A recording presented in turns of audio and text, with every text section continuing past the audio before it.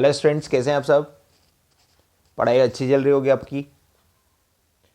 अच्छा, आप बोर्ड पर एक आंसर्स करके 5 क्वेश्चंस के आंसर यहाँ डिस्प्ले में देख रहे होंगे।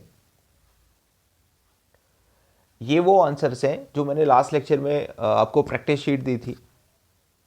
आप सभी काइंडली चेक कर लें अपने आंसर्स को, और अगर किसी के आंसर अभी भी मैच नहीं कर रहे हैं तो वो कमेंट बॉक्स में बताएं मुझे, ताकि मैं उन बच्चों को कुछ और प्रैक्टिस के लिए क्वेश्चन दे दूंगा। या आप पिछला लेक्चर और अच्छे से देख सकते हैं। अगर फिर भी कोई डाउट रहता है तो आप मुझे प्लीज़ बताइए। चलिए हम आगे कंटिन्यू करते हैं हमारे लेक्चर को। देखिए, अभी तक हमने जो पढ़ा है उसमें एक वर्ड पढ़ा, रेशनल नंबर। तो नंबर तो मैं हटा देता हूँ, अभी रेशनल पर बात कर रहा हूँ। ये वर्ड बहुत इंपॉर्टेंट है, ये हमारी पूरी मैथ्स में कहीं पर भी काम आ सकता है। रेशनल नंबर जब भी बात होगी तो मैं समझ जाऊंगा P/Q फॉर्म, तो क्योंकि रेशनल लगा है। तो ऐसे ही दो वर्ड या दो से ज़्यादा वर्ड हमें पूरी मैथ्स में और आगे भी मिल सकते हैं, जिसमें से मैं यहाँ दो वर्ड लिख रहा हूँ, रेशनल फॉर्म, रेशनल इनइक्वेशन। देखिए, कहीं पर भी ऐसा लिखा हो, इसका मतलब क्या होता है? रेशनल का सीधा सीधा मतलब होता है ऐसी फॉर्म जो P/Q फॉर्म हो, ऐसी फॉर्म जो P/Q फॉर्म। इसका मतलब अगर आपको कहीं पर रेशनल फॉर्म दे रखा है तो रेशनल फॉर्म दिखती कैसे है ना? तो रेशनल फॉर्म आपको नज़र कैसे आएगी? 2/3 ये रेशनल नंबर है। अगर मैं इसको एल्जेब्रा में लेके जाऊँ तो रेशनल फॉर्म एल्जेब्रा में कैसी नज़र आएगी?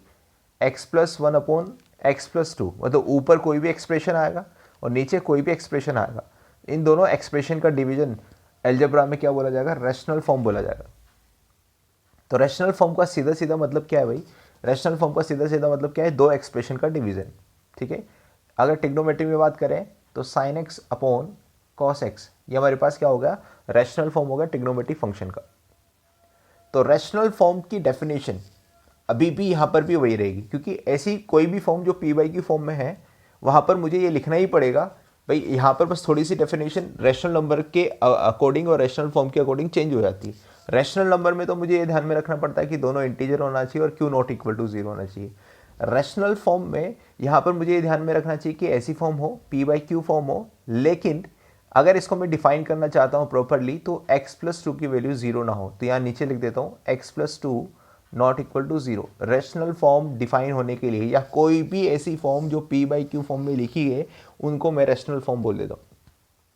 और सारी रेशनल फॉर्म जब डिफाइन होगी जब नीचे वाला 0 नहीं होगा, मतलब Q≡0 होगा, तभी उस फॉर्म को मैं वेल डिफाइंड बोलूँगा। अदरवाइज मैं उसको कभी भी डिफाइन नहीं कर सकता। इसका मतलब ये बाय डिफ़ॉल्ट कंडीशन मुझे ऐसी सभी फॉर्म्स में याद रखनी। यहाँ पर भी अगर मैं इसको डिफाइन करना चाहता हूँ sin x upon cos x को, तो मुझे साथ में हमेशा लिखना पड़ेगा, ये आदत टाल लो भाई। यहाँ मुझे हमेशा ऐसी फॉर्म जब भी नजर आएगी तो मुझे साथ में लिखना पड़ेगा कि cos x = 0 तो हो ही नहीं सकता। अगर ऐसा कोई सॉल्यूशन आपको मिल रहा है जो cos x को 0 बना रहा है, उसको आप कंसिडर नहीं करेंगे इस फॉर्म को सेटिस्फाई करने के लिए। रैशनल इनइक्वेशन, अब रैशनल इनइक्वेशन के बारे में बात करते हैं तो रैशनल लगाए, इसका मतलब अगर मैं एल्जेब्रिक इनइक्वेशन की बात करता हूँ, एल्जेब्रा मतलब जिसमें मैं एक्स वाई जेड काम लेता हूँ, टिग्नोमेट्री मतलब जिसमें sin x cos x इस तरह के फंक्शन में काम लेता हूँ, ठीक है ना। एक्सपोनेंशियल फॉर्म मतलब जिसमें e⁻x काम लेता हूँ। तो अभी हम छोटी छोटी चीज़ों को यहाँ पर कंसिडर कर रहे हैं, बाकी डिटेल में टिग्नोमेट्रिक, लॉगरिथम इनइक्वेशन, ये सारी चीज़ें हम आगे पढ़ लेंगे। तो अभी हम बात कर रहे हैं रैशनल इनइक्वेशन की।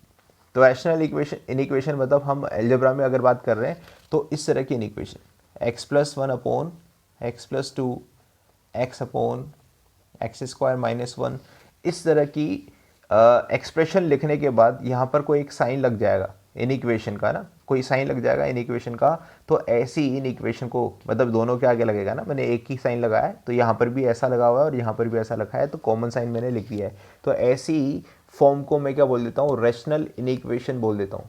तो रैशनल वर्ड बहुत इंपॉर्टेंट है, ये हमें बहुत अच्छे से समझ में आना चाहिए। चलिए, इतना हमने पढ़ लिया है। होप सो आपने ये वर्ड्स को ध्यान से सुना होगा, और इसका यूज़ अगर कहीं पर आता है, कहीं आपको लिखा है रैशनल फॉर्म, कहीं रैशनल इनइक्वालिटी, तो आप उस बारे में अच्छे से समझ चुके होंगे। ठीक है, चलिए आगे बढ़ते हैं। इसके बाद जो हमने टॉपिक पढ़ा था वो इर्रेशनल नंबर पढ़ा था। तो इर्रेशनल नंबर से रिलेटेड एक क्वेश्चन मैं यहाँ पर करा देता हूँ आपको, जो हो सकता है आपको सब्जेक्टिव एग्जाम में पूछ लिया जाए, या हो सकता है किसी भी एग्जामिनेशन में वो प्रूव करने के लिए बोला जाए। देखिए हमने कल बहुत सारे नंबर्स लिखे थे जो इरेशनल लिखे थे, जैसे 2 पावर 1/2 को मैंने बोला था कि वो इरेशनल नंबर होता है। तो यही क्वेश्चन आपसे पूछा जाता है कि प्रूव डेट 2 पावर 1/2, क्योंकि इसकी वैल्यू तो मुझे पता नहीं है ना कैसे निकाली जाती है, ठीक है ना। 2 पावर 1/2 की वैल्यू अगर मैं प्रॉपर तरीके से जाऊँगा तो वहाँ कैलकुलेट कर लूँगा, डायरेक्टली मुझे याद होगी तो अच्छी बात है, ठीक है ना। लेकिन वो पूछ रहा है कि प्रूव डेट 2 पावर 1/2 या 3 पावर 1/3 या 2 पावर 5/4, इस तरह के बहुत सारे नंबर्स जो इरेशनल होते हैं, तो उनके बारे में पूछना चाहता है। Prove that 2 power 1/2 is irrational number,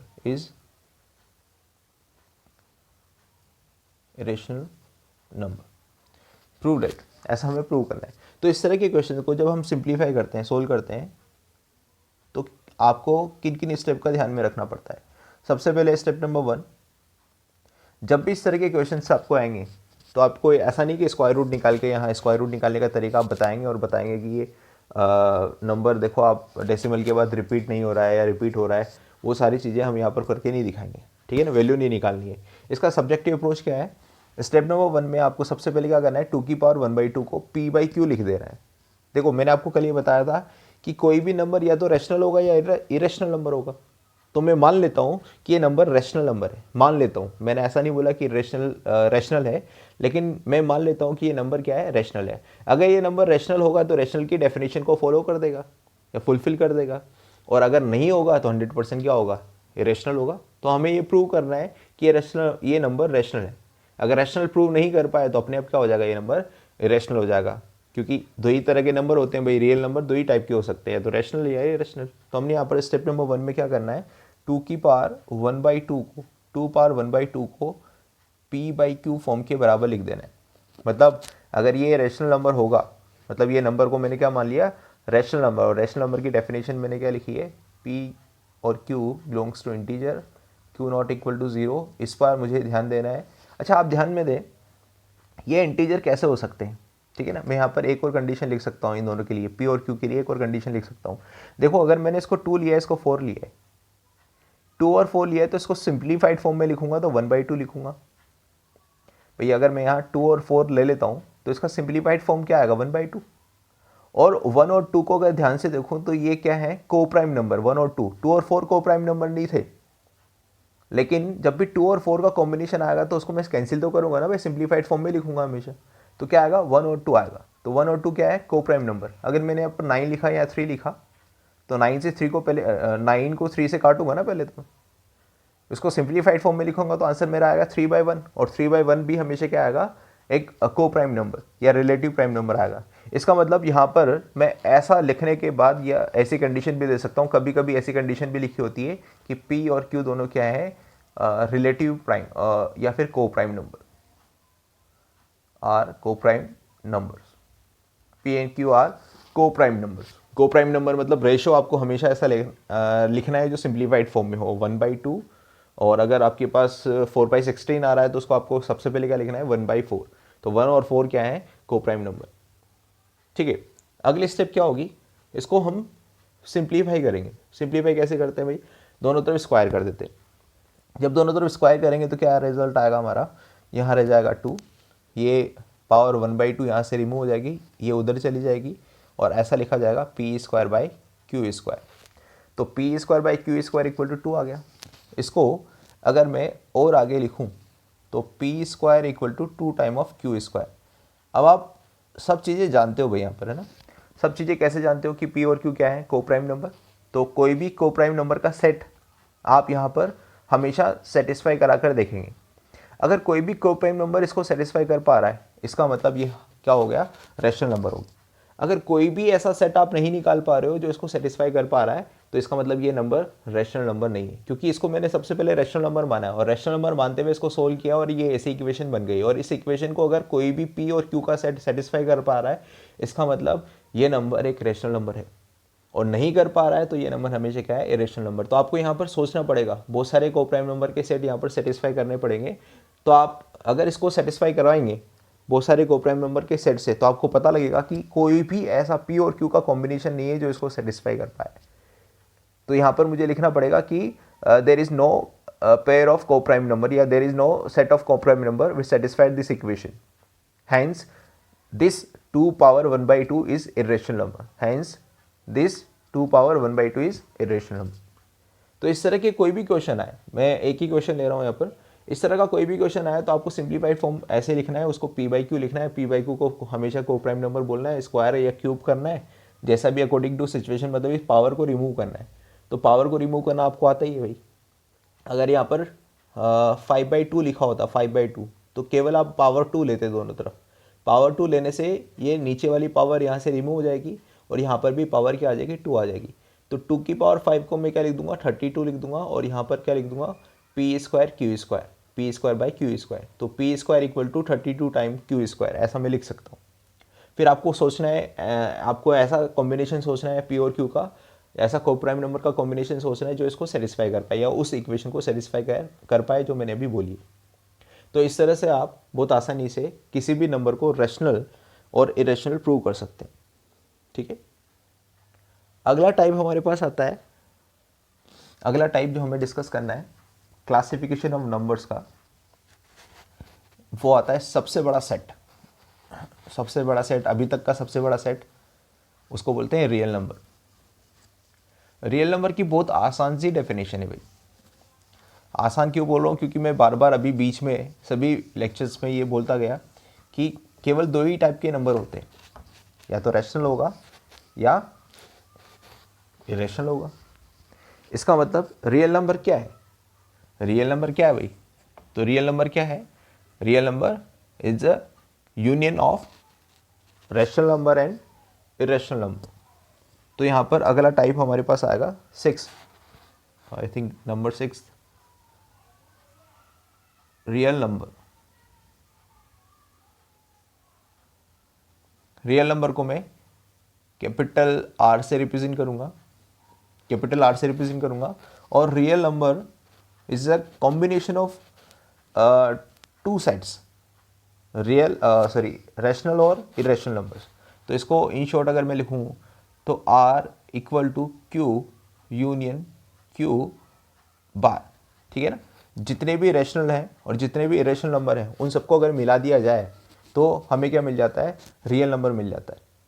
और अभी मैं आपको यहाँ पर क्या बोल रहा हूँ, मैं आपको ये बोल रहा हूँ कि ये सबसे बड़ा सेट है। ऑब्वियसली जितने भी सेट हमने पढ़े हैं अभी तक, पिछले लेक्चर्स में जितने भी हमने सेट पढ़े हैं, चाहे नेचुरल नंबर ले लो, चाहे होल नंबर ले लो, चाहे आप इंटीजर ले लो, चाहे रैशनल नंबर ले लो, चाहे इरेशनल नंबर ले लो, जितने भी सेट आपने अभी तक पढ़े हैं वो सब रियल नंबर में आते हैं।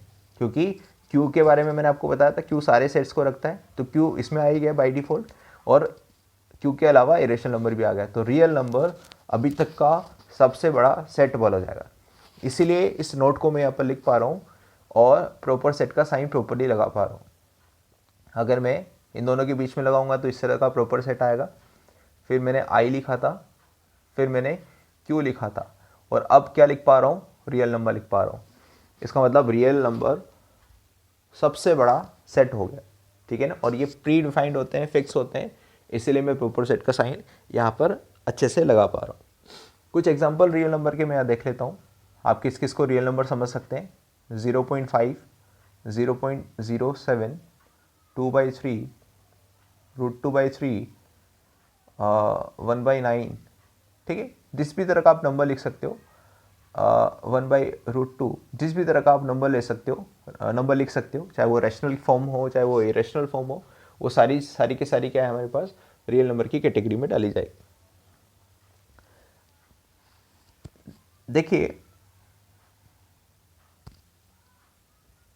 जब भी किसी इक्वेशन के सॉल्यूशन निकालने के लिए बोला जाए और आपको नहीं लिखा गया है कि बस ऐसा लिख दिया गया है कि find solution of this equation, find solution of this equation, जैसे मैंने लिख दिया है फाइंड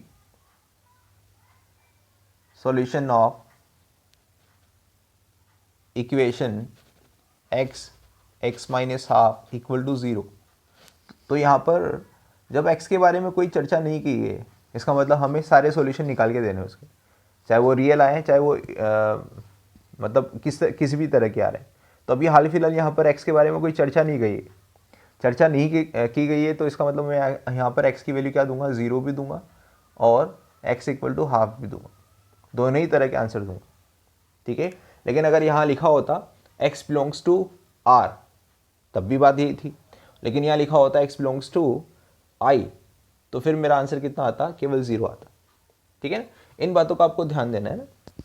या फिर यहाँ पर वो बोल सकता है और x बिलोंग्स टू r, तो x क्या है, रियल नंबर, तो रियल नंबर में क्या आता है, 0 भी आता है और हाफ भी आता है, सभी टाइप के नंबर आते हैं, ठीक है ना। तो इस तरह से मैं थोड़ा सा ध्यान दूंगा कि कहाँ x बिलोंग्स टू r लिखा है, कहाँ क्या लिखा है, ठीक है ना। वो पहले भी मैं डिस्कस कर चुका हूँ। अगला टाइप हमारे पास आता है कॉम्प्लेक्स नंबर।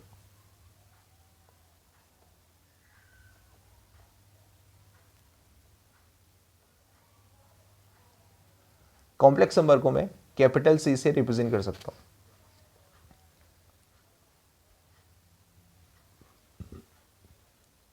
कॉम्प्लेक्स नंबर क्या है, कैपिटल C से रिप्रेजेंट किया जा सकता है। देखिए सभी सेट्स के कुछ ना कुछ नाम होते हैं, जैसे रियल नंबर के नाम क्या है, कैपिटल R है, तो कॉम्प्लेक्स नंबर का वैसे ही नाम क्या है, कैपिटल C है ना, कलेक्शन ऑफ कॉम्प्लेक्स नंबर्स। अब कॉम्प्लेक्स नंबर की बेसिक डेफिनेशन मुझे पढ़ लेनी चाहिए, भाई कॉम्प्लेक्स नंबर क्या है। तो कॉम्प्लेक्स नंबर की डेफिनेशन में आपको बोला जाता है it is combination of two part, it is combination of two part, real plus imaginary. मतलब कॉम्प्लेक्स नंबर बनाने के लिए मुझे रियल पार्ट तो चाहिए प्लस इमेजिनरी पार्ट भी चाहिए। इसका मतलब अगर मैं कॉम्प्लेक्स नंबर, देखो कॉम्प्लेक्स नंबर का सेट ये है, नाम तो कुछ भी हो सकता है। अगर मैंने बोल दिया p, तो p अगर मैं कॉम्प्लेक्स नंबर बोल रहा हूँ तो मैं वहाँ पर लिखूंगा कि p is a complex number. तो इसी तरह से अगर मैं कॉम्प्लेक्स नंबर लिखना चाहता हूँ, जैसे मैंने बताया complex number is a combination of two part, real and imaginary, तो मैं कोई भी कॉम्प्लेक्स नंबर z लिख रहा हूँ, ठीक है ना, मैं z की जगह p भी लिख सकता हूँ। ये सेट है, सेट मतलब कलेक्शन ऑफ डाटा। वो अभी मैं आपको C के बारे में बता दूंगा कि क्या होता है कलेक्शन ऑफ डाटा। अभी मैं एक कॉम्प्लेक्स नंबर दिखा रहा हूँ, कोई एक सिंपल एक एग्जांपल दिखा रहा हूँ, जैसे मैंने बताया ना ये रियल नंबर होता है, ये रियल नंबर 0.5, तो x इक्वल टू 0.5 लिख सकता हूँ मैं, तो वो रियल नंबर है। तो वैसे ही complex number z equal to क्या लिखा जाता है, तो कैसे लिखा जाता है, रियल प्लस इमेजिनरी। अच्छा कोई भी नंबर इमेजिनरी कब बनता है, कोई भी रियल नंबर इमेजिनरी कब बनता है, जैसे सपोज करो ये 2 है, ये एक रियल नंबर है, रियल नंबर है भाई, रियल नंबर की डेफिनेशन में आता है। अगर इस 2 को मैं आयोटा से मल्टीप्लाई कर देता हूँ, आयोटा क्या है वो अभी हम बाद में अभी डिस्कस कर लेंगे इसी लेक्चर में। तो अगर मैं किसी रियल नंबर को आयोटा से मल्टीप्लाई कर देता हूँ तो ये इसका इमेजिनरी पार्ट बन जाता है, मतलब ये इमेजिनरी नंबर बन जाता है। तो किसी रियल नंबर को आयोटा से मल्टीप्लाई करने पर वो रियल नंबर क्या बन जाता है, इमेजिनरी नंबर बन जाता है। तो इसका मतलब अगर मैं किसी कॉम्प्लेक्स नंबर z को रिप्रेजेंट करना चाहूँ तो कॉम्प्लेक्स नंबर की डेफिनेशन को मैं ध्यान में रखते हुए लिखूंगा, z को क्या लिखूंगा, it is a combination of two part, real and imaginary, मतलब रियल नंबर भी आ जाए और इमेजिनरी नंबर भी आ जाए। तो मैं यहाँ पर दो रियल नंबर ले रहा हूँ x और y, दो रियल वेरिएबल ले रहा हूँ यहाँ पर x एंड y, और x को तो मैं बिना आयोटा के लिख रहा हूँ क्योंकि एक रियल नंबर भी चाहिए मुझे, और y को मैं आयोटा के साथ लिख रहा हूँ, तो y को मैंने आयोटा से मल्टीप्लाई कर दिया। यहाँ पर x और y दोनों क्या है भाई, रियल नंबर्स हैं, ध्यान में रखें ना, ये दोनों रियल हैं, और किसी रियल नंबर को आयोटा से मल्टीप्लाई कर दूंगा तो वो इमेजिनरी नंबर बन जाएगा। इसका मतलब अब इस कॉम्प्लेक्स नंबर z वाले नाम में, मतलब ये नाम बदल सकता है, z की जगह p ले सकते हो, लेकिन अभी हाल फिलहाल समझाने के लिए मैंने z लिया है, ठीक है ना। z और c में अंतर है, मैं अभी आपको एक पर्टिकुलर कॉम्प्लेक्स नंबर, एक सिंगल कॉम्प्लेक्स नंबर लिखकर दिखा रहा हूँ, और c का मतलब क्या होता है, बहुत सारा कलेक्शन होता है कॉम्प्लेक्स नंबर का। तो z का मतलब क्या होगा, x प्लस आयोटा y, जहाँ पर x रियल है y भी रियल है, लेकिन ये y को आयोटा से मल्टीप्लाई कर दिया, इसका ये इमेजिनरी, इस कॉम्प्लेक्स नंबर का ये इमेजिनरी पार्ट दिखा रहा है, ठीक है ना। ये बात आपको यहाँ से समझ में आ गई होगी, यहाँ पर x और y दोनों रियल नंबर है। तो अगर मैं इसी चीज़ को मैथमेटिक फॉर्म में लिखूँ या सिम्बॉलिक फॉर्म में लिखूँ, तो रियल पार्ट ऑफ z, जैसे कि रियल की स्पेलिंग अगर आप सब जानते होंगे तो RE लिया है मैंने रियल का, और z ये किसी भी कॉम्प्लेक्स नंबर का नाम होता है। तो यहाँ पर अगर p लिखा होता है तो यहाँ p आ जाएगा, यहाँ z लिखा है तो यहाँ z आ जाएगा, तो रियल पार्ट ऑफ z। तो इस z का रियल पार्ट क्या है भाई, तो पढ़ के बताएं आप रियल पार्ट क्या है, तो इस कॉम्प्लेक्स नंबर z का रियल पार्ट आ रहा है x ओनली। सिमिलरली इमेजिनरी का I am ठीक है ना।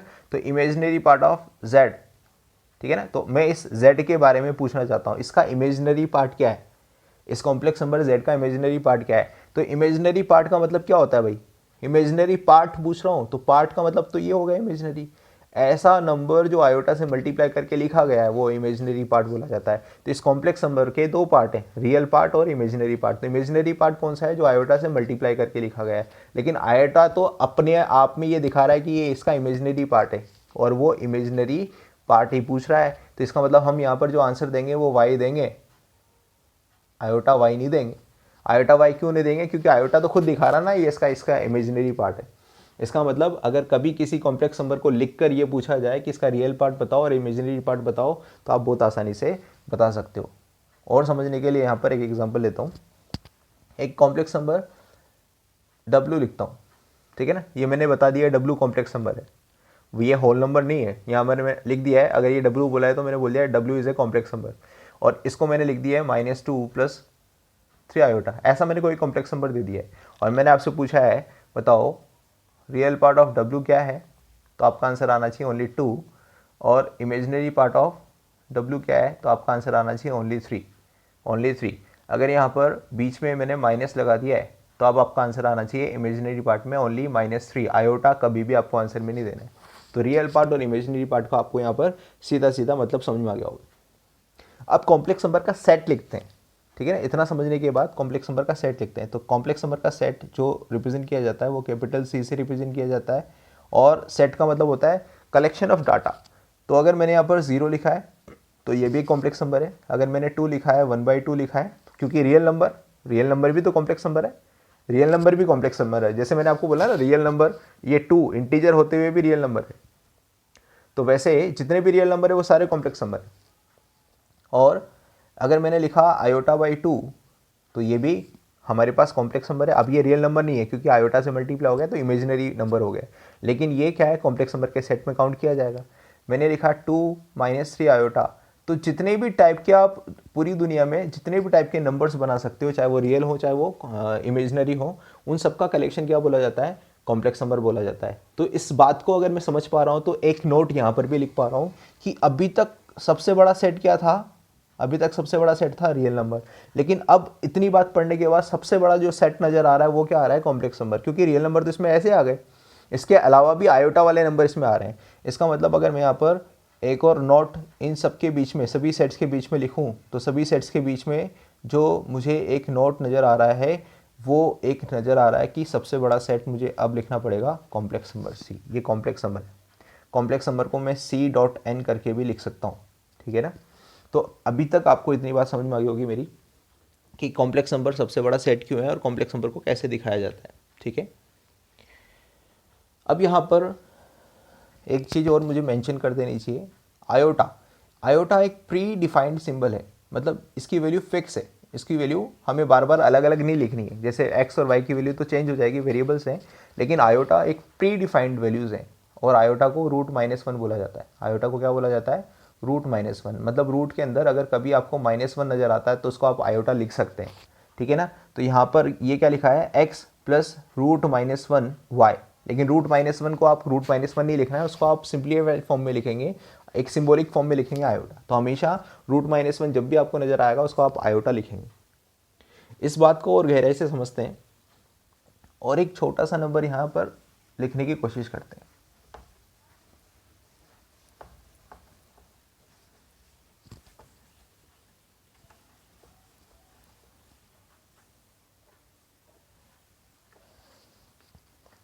इतना पढ़ने के बाद एक नोट लिखता हूँ मैं,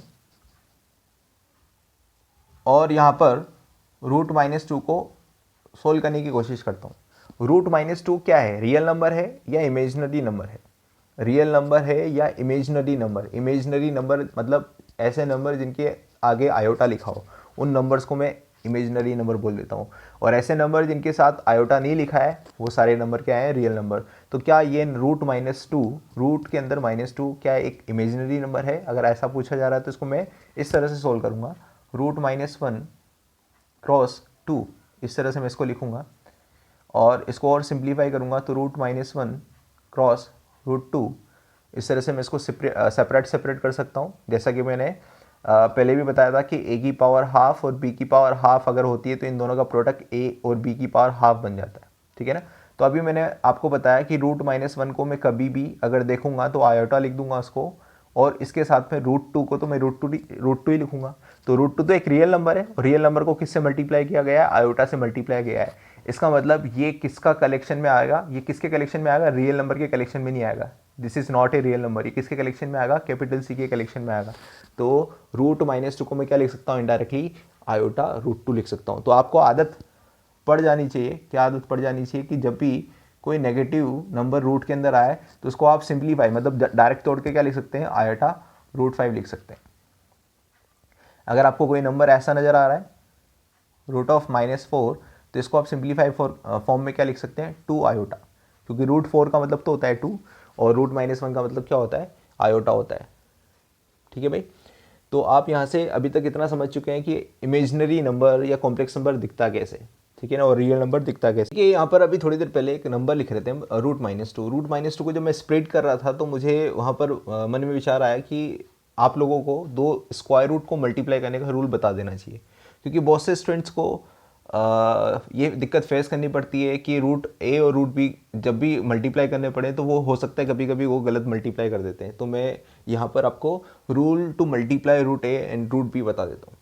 अगर आप √a और √b को मल्टीप्लाई करना चाहते हैं, इससे ये लिखना चाहते हैं, इस तरह की फॉर्म से अगर ये वाली फॉर्म बनाना चाहते हैं, तो आपको ये रूल हमेशा याद रखना पड़ेगा। रूल क्या है, if one of the a और b शुड बी पॉजिटिव, अगर दोनों में से कम से कम एक क्वांटिटी, एक नंबर पॉजिटिव होगा, तभी इन दोनों को मल्टीप्लाई करके आप ये लिख सकते हैं। अगली स्टेप ये लिख सकते हैं, उसको सिंप्लीफाई करके फिर आप और आगे लिख सकते हैं। लेकिन दोनों ही अगर नेगेटिव है तो आप ये वाली स्टेप परफॉर्म नहीं कर सकते भाई, इसको आप ऐसा नहीं लिख सकते। इसको और अच्छे से समझाने के लिए मैं एग्जाम्पल लेता हूँ। अगर आप √2 और √3 को मल्टीप्लाई करना चाहते हैं तो दोनों ही क्वांटिटी क्या है, पॉजिटिव है, और उसकी डिमांड क्या है, √a और √b को मल्टीप्लाई करने की डिमांड क्या है कि दोनों में से कम एक क्वांटिटी पॉजिटिव होनी चाहिए। लेकिन यहाँ तो दोनों ही पॉजिटिव है तो चलेगी, दोनों पॉजिटिव होगी तो चलेगी।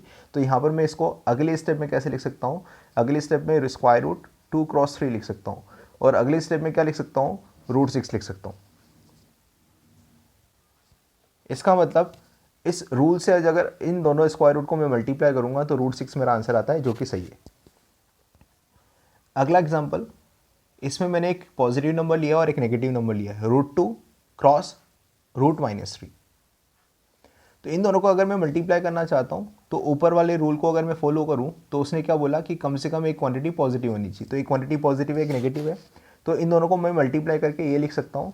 इसका मतलब इसको आगे फर्दर √-6 लिख सकता हूँ, और √-6 को मैं स्प्लिट करके, अभी मैंने थोड़ी देर पहले बताया ना, जब भी रूट के अंदर कोई नेगेटिव क्वांटिटी होगी तो स्प्लिट करना पड़ेगा, और इस तरह से मैं इसको लिख सकता हूँ √-1 √6, और √-1 को मैं आयोटा लिख सकता हूँ और आयोटा √6 इसको बना सकता हूँ। इसका मतलब इन दोनों का जो प्रोडक्ट आएगा वो कितना आएगा, आयोटा √6। एक कॉम्प्लेक्स नंबर आएगा, ये रियल नंबर आ रहा है या कॉम्प्लेक्स नंबर आ रहा है, ये भी सही तरीका है। अगर √-2 और √3 को अगर मल्टीप्लाई किया जाए तो इस रूल के बिहाफ पर, ऊपर वाले रूल के बिहाफ पर इसको भी मैं सेम लिख सकता हूँ, और सेम लिखने के बाद जो इसका रिजल्ट आएगा वो कितना आएगा, आयोटा √6 आएगा। ये भी बिल्कुल सही बात है। अगला एग्जांपल लेता हूँ जिसमें दोनों ही नेगेटिव ले लेता हूँ, ठीक है। अब यहाँ पर जब दोनों नंबर नेगेटिव आ जाते हैं तो क्या इस स्क्वायर रूट के प्रोडक्ट को मैं आगे ऐसे लिख सकता हूँ क्या, इसको मैं ऐसा लिख सकता हूँ क्या, √-3 रूट के अंदर -2 क्रॉस -3, ऐसा लिख सकता हूँ क्या, इस पर विचार करना चाहिए। तो उसने जो रूल बोला उसके अकॉर्डिंग तो ये फिट बैठता नहीं है, क्योंकि दोनों में से कम एक क्वांटिटी पॉजिटिव होनी चाहिए, तो दोनों ही नेगेटिव है। इसका मतलब अगर ये स्टेप मैंने लिख दिए तो कहीं ना कहीं गलती करी, और इसका जो रिजल्ट आएगा कितना आएगा, अगर मैं इसको ऐसा लिख पा रहा हूँ तो इसका जो रिजल्ट बन पा रहा है वो क्या बन पा रहा है, √6 बन पा रहा है। इसका मतलब √6 रिजल्ट मेरा नहीं आना चाहिए, क्योंकि ये वाली स्टेप ही गलत है, ये स्टेप गलत है ना, क्योंकि उसने ऐसा तो बोला ही नहीं कि उसने बोला कि एक कम से कम एक क्वांटिटी पॉजिटिव होनी चाहिए। तो इस तरह के प्रोडक्ट को किस तरह से सोल्व किया जाए, तो उसको देखने के लिए हम √-2 को स्प्लिट करते हैं। √-2 को भाई मैं कैसे लिख सकता हूँ, √-1 और √2। अगर मैं रूल के अकॉर्डिंग पढ़ूँ तो इन दोनों का प्रोडक्ट ये बन सकता है, बिल्कुल सही बात है। इसका मतलब इसको मैं स्प्लिट करके ये लिख सकता हूँ, ये भी बिल्कुल सही बात है। और इसको फर्दर सोल्व करूँ तो इसको लिख सकता हूँ आयोटा √2। इसका मतलब होता है आयोटा और इसका मतलब होता है √2। तो आयोटा √2 रूट माइनस टू को मैं लिख सकता हूँ। सिमिलरली रूट माइनस थ्री को भी मैं सेम तरीके से ऐसे लिख सकता हूँ और इसको भी आयोटा रूट थ्री लिख सकता हूँ। इसका मतलब रूट माइनस टू और रूट माइनस थ्री के दो नए रूप आ गए। क्या आ गए? आयोटा रूट टू और आयोटा रूट थ्री। तो इन दोनों नंबर्स की जगह मैं ऐसा लिख सकता हूँ। और अगर मैं यहाँ ध्यान से देखूँ तो रूट टू और रूट थ्री को तो मल्टीप्लाई करके लिखा जा सकता है। कितना लिखा जा सकता है? रूट सिक्स लिखा जा सकता है। और आयोटा कितना हो गया? Iota square. चूंकि मैं जानता हूँ कि आयोटा इक्वल टू कितना होता है? रूट माइनस वन, इसलिए आयोटा स्क्वायर को क्या लिख सकता हूँ मैं? दोनों तरफ स्क्वायर करने पर आयोटा स्क्वायर की वैल्यू आ जाती है जो कि आती है माइनस वन। इसीलिए रूट माइनस टू और रूट माइनस थ्री का जो प्रोडक्ट बनता है वो कितना बनता है? आयोटा स्क्वायर आता है माइनस वन और रूट सिक्स अपनी जगह है, तो माइनस का रूट सिक्स। धन्यवाद दोस्तों, आशा करते हैं कि आपको हमारा वीडियो अच्छा लगा होगा। इसी तरह आपका प्यार बना रहे तो दोस्तों हमारे चैनल को लाइक और सब्सक्राइब करना ना भूलें। हमारे नए वीडियोस का नोटिफिकेशन प्राप्त करने के लिए बेल आइकन पर क्लिक ज़रूर करें। हो सके तो अपने दोस्तों में भी इसको शेयर करें। Thank you for watching.